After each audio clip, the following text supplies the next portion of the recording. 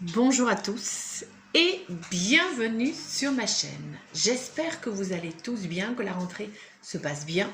Et si ce n'est pas le cas, si vous êtes stressé, si vous manquez de motivation, si vous êtes angoissé, eh bien je vous conseille de participer à mon défi méditation. Je vous mettrai le lien dans le descriptif. Alors aujourd'hui, c'est un podcast super important parce qu'on va parler du sujet numéro 1 qui inquiète beaucoup les parents d'enfants autistes. Comment aider nos enfants à avoir une vie sociale et amicale. Il y a vraiment des choses à faire qui sont beaucoup plus simples que ce qu'on croit. Et franchement, ça donne de très belles réussites. Je vous donne l'exemple vraiment concret de mon fils qui a 3 ans. Premier pas à l'école, tout seul dans son coin. Et maintenant, à 17 ans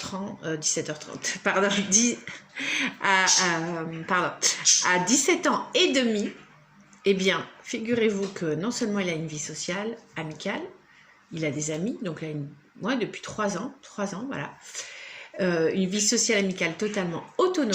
Et là, il vient de rentrer à la fac. Et le premier jour, il se fait de nouveaux copains. Non, mais c'est pas incroyable. Moi-même, je n'en reviens pas. Voilà. Alors, tout d'abord, ce qu'il faut expliquer, c'est que donc ce podcast concerne tous les enfants autistes, quelle que soit leur place sur le spectre. Par contre, ça concerne vraiment ceux qui sont 100% autistes. Parce que ceux qui sont un peu TDAH, le TDAH fausse un petit peu les choses, puisque les enfants qui ont un TDAH ont tendance à être beaucoup plus spontanés, donc on va avoir des habiletés sociales plus importantes. Donc voilà. Alors, ça concerne tous les enfants autistes, tous les adolescents autistes. Alors, mon fils, donc, c'était vraiment l'autiste type, qui reste dans son coin, qui semblait avoir peur des autres, qui ne savait pas du tout comment rentrer en contact avec les autres enfants. Voilà, qui parlait très peu. Et ça, c'est vraiment le point commun à toutes les personnes autistes, de ne pas savoir comment rentrer en contact avec les autres.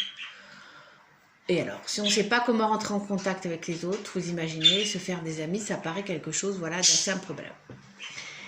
Et pourtant, vraiment, au fil des années, parce que c'est vrai que c'est quelque chose qui m'angoissait terriblement, je voyais que mon enfant n'était pas du tout heureux en maternelle. Bon, aussi à cause des enseignants qui étaient vraiment stigmatisants, mais aussi du fait, je pense, qu'il ne trouvait pas sa place au milieu du groupe. Et quand on ne trouve pas sa place dans un groupe, c'est vraiment quelque chose de très très lourd à porter. Donc, le premier conseil que je vais donner aux parents qui veulent développer les compétences sociales de leur enfant, les aider à avoir une vie sociale, une vie amicale. Surtout, ne leur mettez pas la pression. Il n'y a pas une loi qui dit qu'il faut avoir des amis à tel âge. On prend son temps. Chaque enfant est unique. Donc, vous ne mettez pas la pression de votre enfant. Pourquoi ? Parce que personne n'aime qu'on lui mette la pression. Et les enfants autistes, encore moins. Un enfant autiste, vous lui mettez la pression pour quelle que soit la raison, il va se bloquer. Donc, cette histoire de développer les compétences sociales, ça doit être quelque chose qu'on prend de manière légère. Voilà. Première chose à faire. Votre enfant a des passions, a des hobbies qui peuvent vous paraître bizarres, farfelus, qui ne vous intéressent pas du tout. Eh bien, c'est par ces passions ou ces intérêts spécifiques, vous les appelez comme vous voulez, qu'on va pouvoir développer la compétence sociale. Donc, il va falloir les parents vous mettre à vous intéresser, même si au début vous vous forcez, à ce que fait votre enfant. Et franchement, si vous vous intéressez à ce que fait votre enfant, vous allez développer la communication. Il va avoir envie de plus parler. Il va être fier. Et vous allez lui montrer que ce qu'il fait est digne d'intérêt. Et quand on commence à avoir confiance en soi, quand on commence à communiquer sur une passion, eh bien c'est plus facile après d'aller vers les autres. Car pour aller vers les autres, il faut qu'on ait quelque chose à leur apporter. Si on a l'impression qu'on n'a rien à leur apporter, on aura du mal à aller vers les autres. Ça, c'est la première chose à faire. Deuxième chose qu'il faut savoir. Les parents, vous voulez développer les compétences sociales de vos enfants, mettez-vous à la méditation. ça a été prouvé par une étude, donc il y a des parents qui ont suivi un entraînement intensif de méditation de pleine conscience, avec aussi un entraînement à la philosophie de pleine conscience. Eh bien, ces parents ont constaté que leurs enfants, en fait, eh bien, allaient beaucoup mieux au niveau des compétences sociales. Donc, c'est assez extraordinaire. C'est-à-dire que l'enfant ne médite même pas. C'est le parent qui médite. Alors, on peut se demander comment est-ce possible. En tout cas, ça marche. Moi, c'est ce que j'ai fait. Hein. Moi, j'ai commencé à méditer il y a presque 13 ans. Et c'est vrai que à partir du moment où je commençais à méditer, je sentais voilà, que mon fils, quelque part, s'apaisait et devenait moins agressif. Donc, pourquoi on peut se poser la question, le fait qu'un parent médite, pourquoi est-ce que ça va développer de compétences sociales de l'enfant? Je pense que tout simplement, quand on médite, on est beaucoup plus dans l'instant présent. On n'est pas dans la projection. Donc, à partir du moment où on est plus dans l'instant présent, on a une meilleure qualité de présence à son enfant. Et donc, son enfant, il le ressent et lui va se sentir mieux, il va se sentir beaucoup plus détendu. Et plus on est détendu, plus ça va favoriser les compétences sociales. Les parents aussi, grâce à la méditation, vont avoir l'impression d'être de meilleurs parents. Donc, ils vont avoir une estime d'eux-mêmes. Ils vont dégager des ondes positives et les enfants autistes, ils ressentent tout ça. Les parents aussi, donc, qui méditent, vont apprendre à parler avec beaucoup plus de justesse à leur enfant. À vraiment l'accueillir tel qu'il est avec ses propres capacités sans vouloir calquer sur lui des compétences de neurotypique. Voilà, donc voilà, toutes ces raisons pour lesquelles il suffit que les parents méditent pour que déjà les compétences sociales s'améliorent chez l'enfant. Voilà, alors comment méditer? Certains vont dire c'est trop compliqué, etc. Alors, je vous mets le lien de mon défi méditation, c'est mon dernier podcast, et vous verrez qu'en fait, c'est accessible à tout le monde. Et ça va apporter tellement de bienfaits que franchement, je vous incite à vous mettre à la méditation pour vous-même, pour votre enfant. Vous verrez, ça va changer tout. Voilà. Alors, n'hésitez pas si vous avez des petits soucis, des questions, des commentaires, à me mettre tout ça. Voilà. Alors, il faut savoir une chose, c'est que pour mon fils, je lui ai proposé, donc moi je méditais déjà, je lui ai proposé à lui-même de méditer.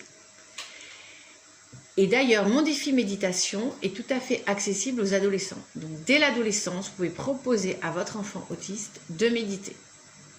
Alors, ce sont des méditations de pleine conscience. Si vous pensez que votre enfant, qui est un autiste profond, vous pensez qu'il va avoir du mal peut-être avec ces histoires de pleine conscience, etc. Alors déjà, pas d'a priori. Les enfants autistes profonds sont bien plus capables que ce qu'on croit. Alors, essayez, proposez-lui, méditez avec lui, voyez ce que ça donne. Voilà. Alors, quand je dis essayer, on n'essaye pas une fois. On essaye pendant une semaine. Essayez de voir ce que ça donne. OK? Si vous voyez que c'est un petit peu trop compliqué pour lui, alors je vous mettrai également un lien pour une méditation qui s'appelle la méditation de la pluie. Voilà. Mais moi, je suis convaincue que tous les enfants autistes peuvent méditer. Voilà. Soyez confiants. Donc, si votre enfant, donc non seulement vous méditez, mais lui-même médite, vous allez voir que ça va développer, ça a été prouvé également scientifiquement, ça développe la partie du cerveau qui concerne la communication. Et à partir du moment où on sait mieux communiquer, on sait mieux évidemment aller vers les autres, et c'est là qu'on peut commencer effectivement à créer et à nouer des amitiés. Donc ce qui est très important, vous voyez, mon fils au fil des années en fait a noué ses propres amitiés, parce qu'au début il avait donc des amitiés effectivement qui étaient encouragées par moi, c'est-à-dire que je connaissais les parents, donc j'invitais ses copains, etc. Et puis petit à petit c'est des amitiés vraiment en autonomie, où comme il était plus grand, il était adolescent, il voyait ses amis. Moi, je n'en connais aucun d'ailleurs. Ses amis, c'est le côté un petit peu privé des personnes autistes. Bon, ça me frustre un peu, mais je respecte. Je lui demande quand même le prénom. J'ai dit, écoute, tu es encore sous mon toit, tu es mineur, j'ai quand même le droit de savoir avec qui tu es. Donc, tu me donnes juste leur prénom, etc. Tu me dis, voilà, ce qu'ils font, où vous serez, etc. Donc, maintenant, il est vraiment totalement autonome. Donc là, ça va faire bientôt 4 ans qu'il médite. Voilà. Et voilà, la méditation, vous allez voir, ça va vraiment développer vraiment toutes ces compétences sociales. Et voilà, il ne faut pas en faire plus que ça. Franchement, si on faisait ça, je pense que... parce que les ateliers de compétences sociales, je ne dis pas qu'ils sont inutiles, mais j'ai l'impression quand même que ces ateliers mettent énormément de pression sur les enfants. Même si, voilà, même si ça part d'un bon sentiment. Et en plus, on est toujours dans des relations artificielles. Il vaut mieux que l'enfant soit frotté à des relations, on va dire, naturelles, mais quand il est prêt, quand il aura les outils pour. Voilà, ça me paraît beaucoup plus logique. Donc, c'est pour ça, voilà, intéressez-vous à ses intérêts spécifiques, dialoguez avec lui sur le sujet, félicitez-le, valorisez-le, que toute la famille s'intéresse également. Voilà, que votre conjoint aussi, ça je m'adresse aux femmes parce que souvent c'est elles qui prennent tout sur leur dos, que les pères aussi s'intéressent aussi, les grands-parents, voilà.